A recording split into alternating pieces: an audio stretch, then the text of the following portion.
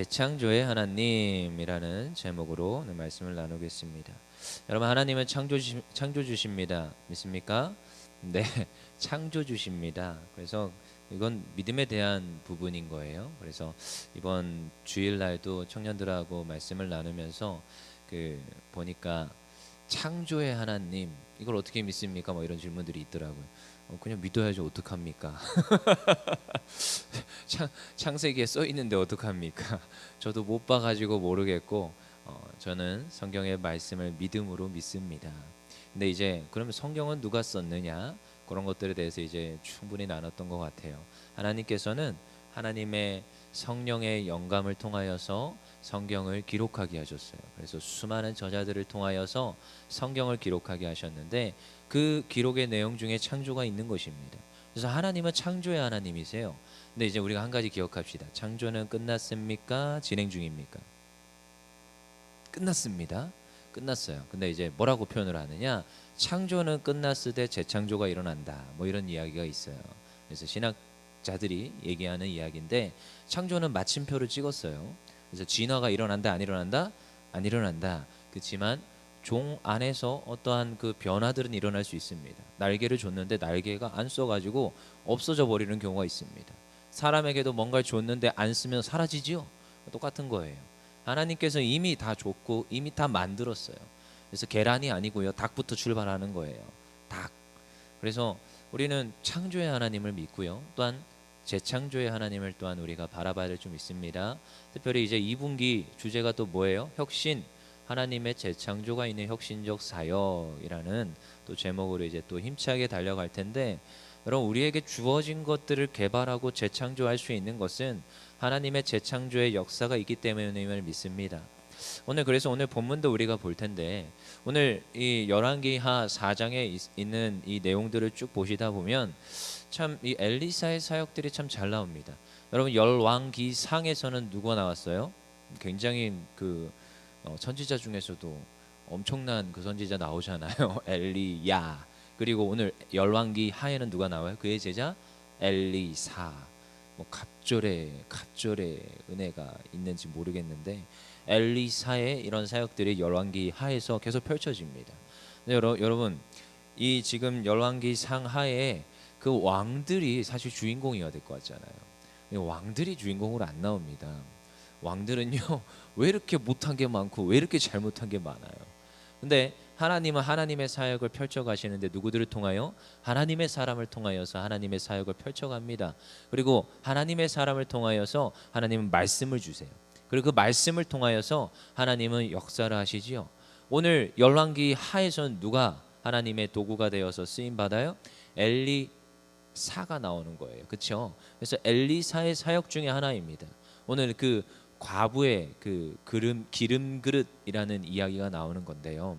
우리 한번 보겠습니다. 우리 4장 1절 다시 읽어볼게요. 시작. 선지자의 제자들의 아내 중에 한 여인이 엘리사에게 부르짖어 이르되 당신의 종 나의 남편이 이미 죽었는데 당신의 종이 여호와를 경외한 줄은 당신이 아시는 바니이다. 이제 빚 준 사람이 와서 나의 두 아이를 데려가 삼고자 하나이다 하니. 뭐라고요? 지금 과부가 온 거예요. 과부가. 근데 지금 제자들 중에 한 여인, 근데 이제 지금 제자가 죽은 거죠. 그러니까 과부가 온 거예요. 근데 지금 이 과부가 누구인 것인가 이제 궁금증이 떠오릅니다. 근데 이제 그 뒤에 이제 당신의 종이 여호와를 경외한 줄을 당신이 아시는 바라라고 이제 얘기하고 있어요. 사실 누군지는 잘 모릅니다. 여러분, 몰라요. 근데 이제 성경학자들이나 역사학자들이 이 사람을 이제 특정 짓는 사람들도 있어요. 그래서 어떤 성경학자는 이 자가 열왕기상 18장에 나왔던 그 아합의 가신이었던 오바다일 것이다. 그래서 그 오바다가 지금 선지자들을 지금 먹이잖아요. 그렇죠? 100여 명을 50명은 한쪽 굴에 50명은 한쪽 굴에. 그래서 그 엘리야를 하나님께서 먹이시고 보살피시는데 누구를 통해서요? 막 까마귀를 통하여서 막 지금 자기의 적군인 아합의 대신이 막 이렇게 와서 막 경외하고 막 이런 모습들이 나오잖아요. 그러니까 이해할 수 없는 거예요. 그리고 막 지금 아무것도 없고 지금 먹고 죽으려고 하는 그 한 줌 남은 사람을 통하여서 하나님 일하시잖아요.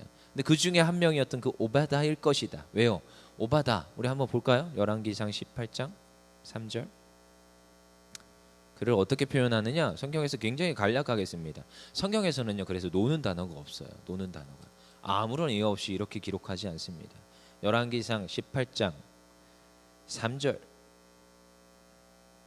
같이 읽어볼게요. 열왕기상 18장 3절 본문 아까 그 열왕기하 4장은 책갈피를 해놓으시고 열왕기상 18장 3절 시작.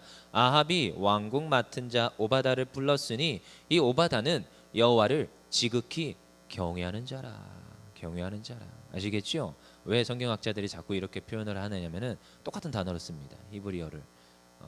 근데 그래서 우리가 이렇게 보면은 그가 이제 나중에 결국 어떻게 했겠어요? 엘리야 아래로 가신으로 들어갔고 그리고 그의 제자가 되어서 생활을 하다가 근데 지금 너무나도 그 왕국 북이스라엘이 너무나도 지금 어렵고 피폐한 가운데 특별히 그가 병으로 죽었는데 어떻게 죽었는지 기록하지 않지만 그가 죽었습니다. 근데 이 부자의 그 집안이 지금 100여 명의 선지자를 먹여 살렸던 그 엄청난 그 대신의 그 집안이 지금 한순간에 몰락의 길을 걷고 있는 거죠. 근데 몰락의 길을 걸었는데 어느 정도로요? 다시 열왕기하 4장으로 돌아와서 당신의 지금 그 제자가 죽었는데 나의 두 아이를 누가요? 빚준 사람이 와서 데려가려고 하는 거예요. 지금 그 정도로 지금 척박한 상황까지 이 과부와 지금 고아들이 지금 몰린 겁니다.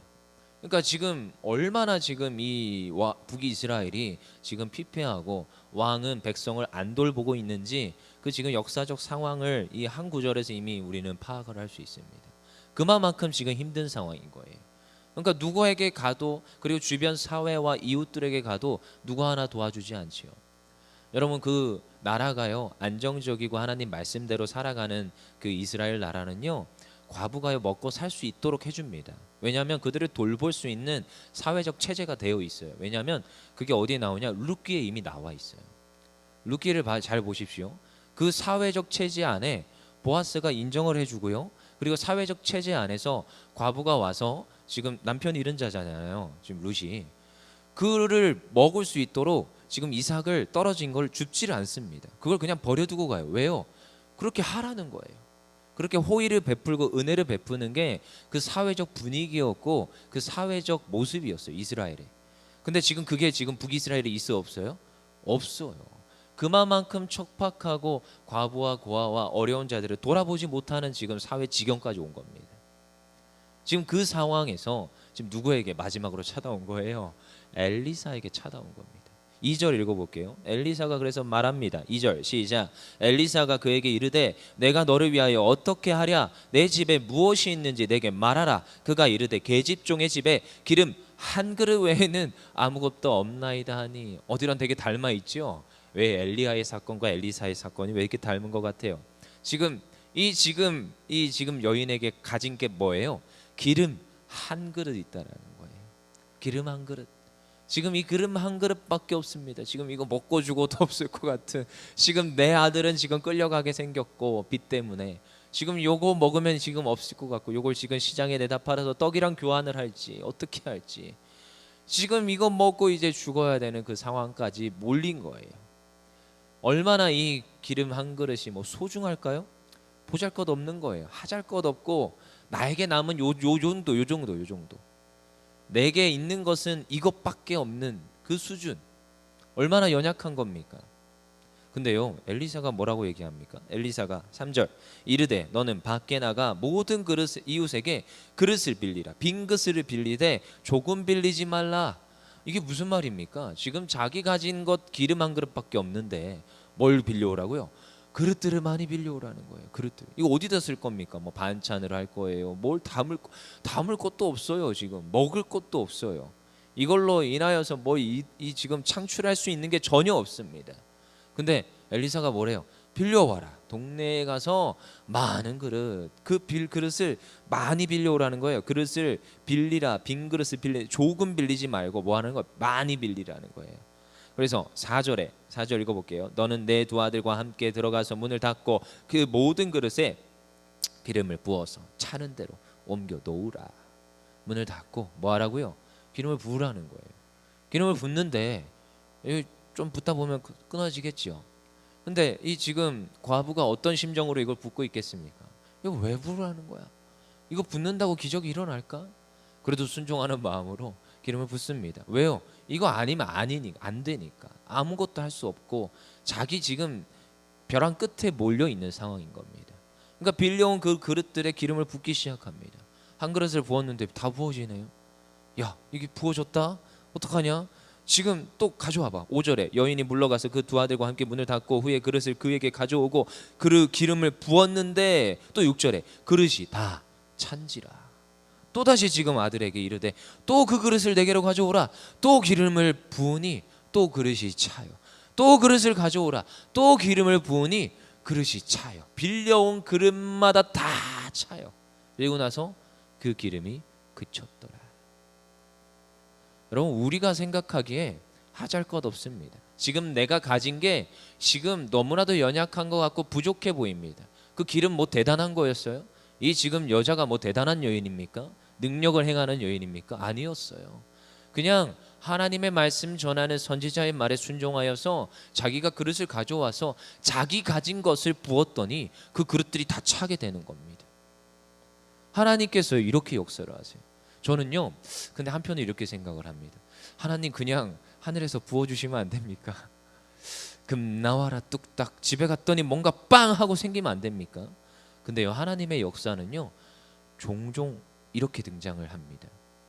종종이 아니라 성경의 대다수의 많은 역사는요, 하나님의 역사는요, 있는 것에서 하나님께서 변하게 하시고 하나님께서 내 가진 것으로 하나님 축복을 하셔서 더 많은 것을 더하시는 것을 성경에서는 수없이 말을 하더라는 거예요.